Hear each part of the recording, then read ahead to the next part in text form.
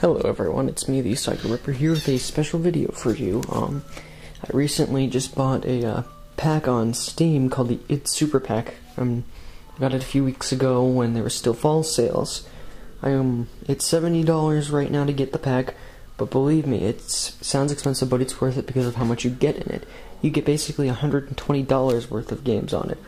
There is 22 games in all of them are basically id Software's games. Goes from the beginning all the way to Doom 3 Resurrection of Evil as games that they've made. And basically this video is going to touch up on all the different games that came with it. It's going to be multiple parts because I don't feel like talking about 22 different games on one video. So basically in each part I'll cover a couple different games and just give you some first level gameplay as well as some feedback on the game. Just an idea of what it's like. So hope you enjoy, and let's get started. Alright, first up we have Commander Keen, the first game ever made by id Software. Now, it's popular for games like Quake and Doom, but as you can tell, this is a pretty far cry from either of those games. This is actually a platforming game. Now, this is actually a DOS game, and actually uses DOS box to launch, which, lucky for you, all the DOS games that come in the id Super Pack have are manually loaded, so you don't have to worry about mounting them or anything. You don't have to learn how to use DOS box. Now, this is pretty much your ordinary platforming game, and really the objective in all of the episodes, because this comes with the complete pack, which has a couple different episodes. They're all the same objective. You just go around collecting things, getting candy and pizza for points and other things, avoiding different enemies, blasting some of the more dangerous ones, and avoiding just different traps. Basic platforming stuff. It's a pretty decent game. It's not the selling point of the id Super Pack. I will say though, this game has some tricky jumping and stuff. Not that was just me being stupid, but it has some pretty tricky traps to get over. So it definitely isn't a terrible. It's not a bad game, but it's also not like the most fun game on here. Nonetheless, it's definitely worth checking out. Up next, we have the legendary Wolfenstein 3D, the first ever first-person shooter. As you can tell, it's a very old game by looks, but that doesn't really matter. This game, compared to any modern first-person shooter, is incredibly basic, but that's what I really like about this game, is its simplistic nature. It's not about making some sophisticated shots, looking really good, or even online play. It's all about the single player. It's all about the different levels you have to go through. Which is sad that you don't see that much in single player emphasis anymore.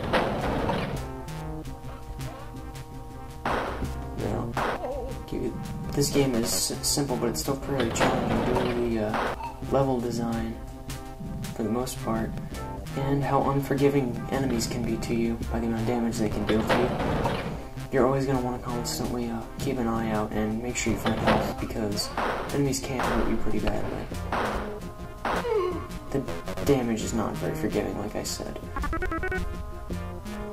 Anyways, like I said, the levels aren't big or multi-story, but it's not really a bad thing. What makes it fun is the fact that it feels like you're going through rather a maze as you attempt to escape from Castle Wolfenstein.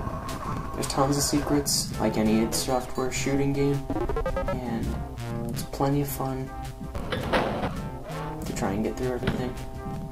And its difficulty settings make it so you can, whether you're returning for another run or you're brand new to the game, can have the perfect difficulty settings for you.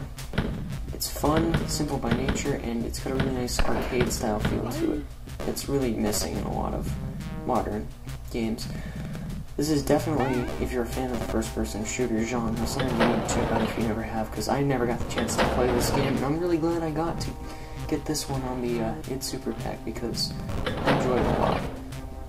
Still have not completed it fully, but I hope to soon, because this is an incredibly fun game.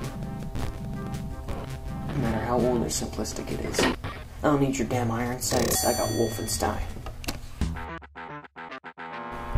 Up next, we have one of my all-time favorite games, the Ultimate Doom.